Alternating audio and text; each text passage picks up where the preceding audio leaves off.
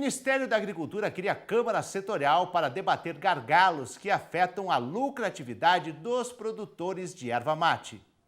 A Comissão Setorial da Cadeia Produtiva da Erva Mate foi criada no ano passado. Por causa da falta de um banco de dados ligado ao setor, informações como quantidade de produtores no país e área plantada não existem.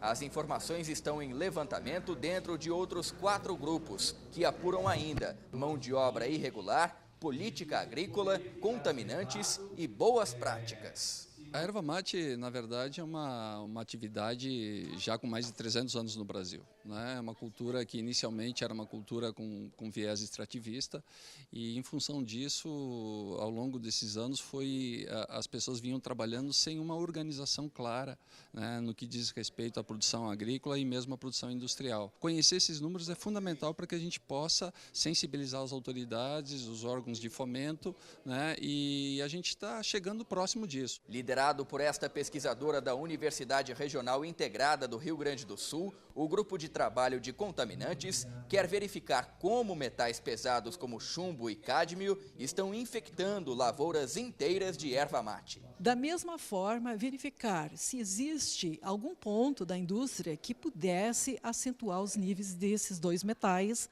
com relação ao produto final. Tá? Então, o nosso trabalho ele tem uma proposta de 5 anos, onde nós já efetuamos uma primeira coleta e as análises, onde já temos resultados preliminares com relação ao rastreamento dos metais pesados. Já a Confederação da Agricultura e Pecuária do Brasil lidera o grupo de trabalho que apura mão de obra irregular. O assessor técnico da CNA diz que os direitos trabalhistas precisam ser assegurados na erva mate. Os produtores rurais eles têm uma carência de mão de obra e hoje em dia as legislações atuais elas estão impedindo, por exemplo, contratos de curto prazo justamente no período de colheita da erva mate. Em todo o Brasil, 4 estados produzem erva mate: Rio Grande do Sul, Santa Catarina, Paraná e Mato Grosso do Sul. Mesmo com área reduzida, a cadeia produtiva da cultura ainda enfrenta excesso de matéria-prima em algumas regiões. E procurar alternativas aí para exportar para outros países, fomentar consumo em outros estados da União, para a gente não acabar desestruturando essa cadeia produtiva, né? O polo industrial ele precisa de uma reoxigenação, né? Uma redescoberta, e o pessoal precisa crescer um pouco mais para atingir mercados da União Europeia, principalmente, né? Porque a exportação é muito forte aqui para o sul, né? Para o Uruguai.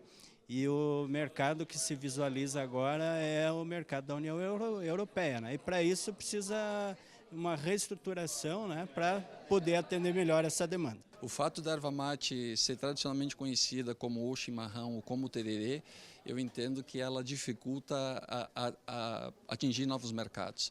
Então, eu acho que a produção hoje, que se diz em excesso, ela pode ser pequena se a gente conseguir demonstrar a qualidade do produto e os benefícios que a erva mate pode trazer. Para dar continuidade ao tratamento de todas as demandas, uma nova reunião foi marcada para o fim do ano.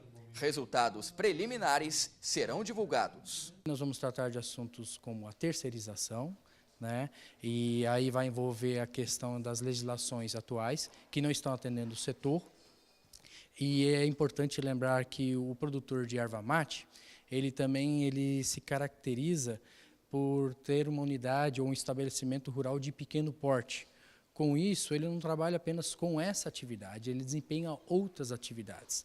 Então, ele tem uma pecuária de leite, ele tem uma produção de aves, ele tem outras atividades nas quais ele está relacionado.